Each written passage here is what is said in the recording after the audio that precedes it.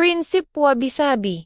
Kecantikan dalam ketidaksempurnaan rumah Jepang. Sebelum lanjut, pastikan Mom semua klik tombol subscribe, share, dan like dulu ya, agar channel ini bisa lebih berkembang, bermanfaat buat lebih banyak teman-teman yang lain. Terima kasih, dan yuk lanjut deh. Halo Mom semua. Moms, kadang kita cuma mau duduk sebentar, tapi mata malah sibuk menghitung noda di lantai, piring di wastafel, dan sudut dapur yang kelihatan kurang niat. Lalu tiba-tiba hati ikut berantakan seolah rumah berantakan adalah bukti kegagalan hidup. Padahal yang gagal itu cuma ekspektasi yang kebanyakan nonton rumah orang lain di layar. Di Jepang ada satu prinsip hidup yang tenang, tapi nyeletuk halus ke kita.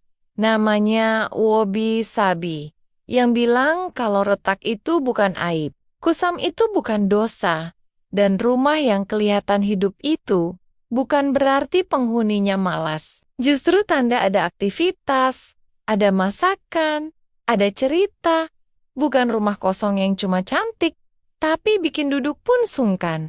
Masalahnya kita sering maksa rumah jadi sempurna, sementara hidup kita nyata, anak lari-lari, dapur dipakai, meja penuh cerita, dan kita capek sendiri ngejar rapi versi media sosial. Padahal bisa jadi yang kita sebut berantakan itu cuma rumah yang sedang bekerja keras menemani kita hidup. Awalnya aku juga mikir, apaan sih wabi-sabi? Kedengarannya kayak istilah berat yang cuma cocok buat arsitek atau orang seni, bukan buat emak-emak yang lagi mikirin menu besok sama cucian numpuk. Tapi makin aku cari tahu, kok rasanya ini kayak curhatan hidup yang dibungkus filosofi. Sederhana tapi masuk akal.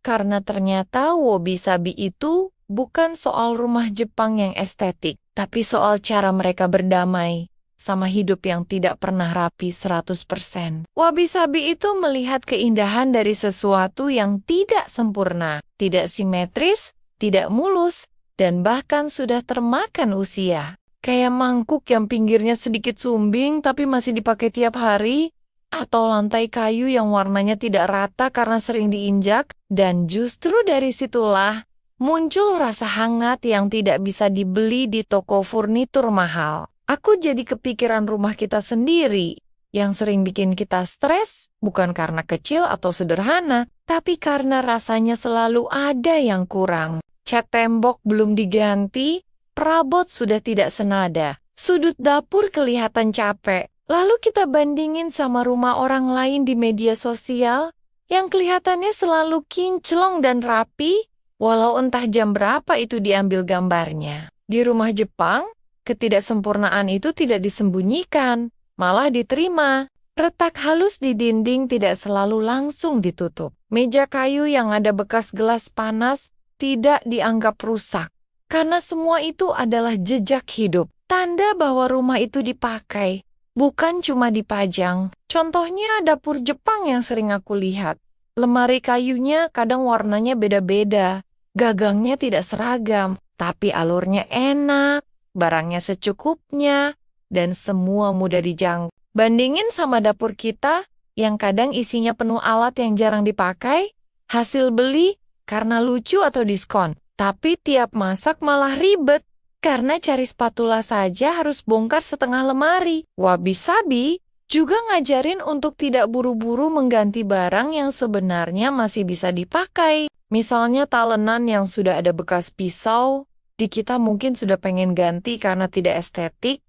Tapi di Jepang itu tanda pengalaman, tanda sudah banyak masakan dibuat di situ. Dan secara fungsi masih jalan dengan baik. Aku sempat ketawa sendiri waktu sadar. Kita sering lebih capek menjaga tampilan rumah daripada menjaga perasaan sendiri. Takut rumah kelihatan berantakan, takut dinilai. Sampai kadang tamu datang malah bikin tegang. Padahal rumah itu harusnya jadi tempat paling aman buat kita rebahan, tanpa mikir sudut mana yang kelihatan jelek. Wabi-sabi itu pelan-pelan ngajarin untuk jujur sama kondisi rumah dan kondisi diri. Kalau hari ini capek, rumah boleh kelihatan capek juga. Piring belum dicuci semua tidak langsung berarti kita gagal. Itu cuma berarti kita manusia yang punya batas tenaga. Ada juga soal cahaya dan ruang kosong. Di rumah Jepang, ruang kosong itu penting, bukan buat gaya, tapi buat napas. Karena saat ruangan tidak penuh, pikiran juga tidak penuh. Dan ini logis banget kalau dipikir, karena mata kita tidak diserang terlalu banyak barang sekaligus. Contoh nyatanya, satu sudut dapur yang dibiarkan kosong tanpa dekor aneh-aneh, ternyata bikin kita lebih fokus saat masak, lebih cepat beres, dan tidak gampang emosi. Bandingin dengan dapur yang tiap sudutnya diisi pajangan, tulisan, dan gantungan yang kelihatannya ramai, tapi diam-diam bikin kepala penuh. Wabi-sabi juga erat dengan kenangan. Barang lama sering dipertahankan bukan karena tidak mampu beli baru, tapi karena ada cerita di situ. Seperti meja makan yang sudah agak goyang, tapi di sanalah anak-anak biasa cerita sekolah. Atau kursi tua yang tidak matching, tapi selalu jadi tempat duduk favorit sore hari. Kadang kita lupa, rumah yang terlalu sempurna justru terasa dingin. Tidak ada ruang untuk salah. Tidak ada ruang untuk hidup apa adanya. Semua harus rapi, lurus, dan sesuai standar. Padahal hidup kita sendiri jarang lurus dan rapi seperti itu. Makanya wabi-sabi terasa emosional. Karena tanpa sadar dia bilang ke kita, tidak apa-apa kalau tidak sempurna. Tidak apa-apa kalau rumahmu tidak seperti di video orang lain. Selama rumah itu jujur, dipakai, dan menjadi tempat kamu pulang tanpa rasa takut dinilai. Jadi kalau suatu hari kamu pulang, lihat rumah agak berantakan, gelas tidak serasi, dan meja ada bekas noda yang tidak mau hilang, tarik napas sebentar dan senyum, itu bukan tanda gagal, itu tanda rumah sedang bekerja. Isinya manusia sungguhan, bukan katalog, dan hidup memang tidak dikurasi seperti feed media sosial. Kadang kita pingin rumah tenang, tapi kita paksa dia jadi sempurna. Padahal yang sempurna itu mahal, bikin capek, dan ujung-ujungnya cuma jadi tempat numpang foto. Sementara kita sendiri duduk di pojokan sambil mikir, kok rumah ini rasanya tidak ramah? Mungkin karena terlalu sibuk terlihat cantik, sampai lupa caranya memeluk. Jadi alangkah baiknya, jika hari ini, izinkan rumahmu bernapas. Izinkan dirimu tidak rapi. Izinkan ada retak, noda dan tawa yang sedikit berisik. Karena disitulah wabi-sabi bekerja. Mengingatkan kita bahwa kebahagiaan itu tidak harus mulus. Cukup jujur, hangat, dan bikin kita ingin pulang. Terima kasih, Moms. Semua sudah menemani dan mendengarkan ceritaku sampai akhir. Sampai ketemu lagi di video-video berikutnya. Jangan lupa share video ini ke teman-teman ya.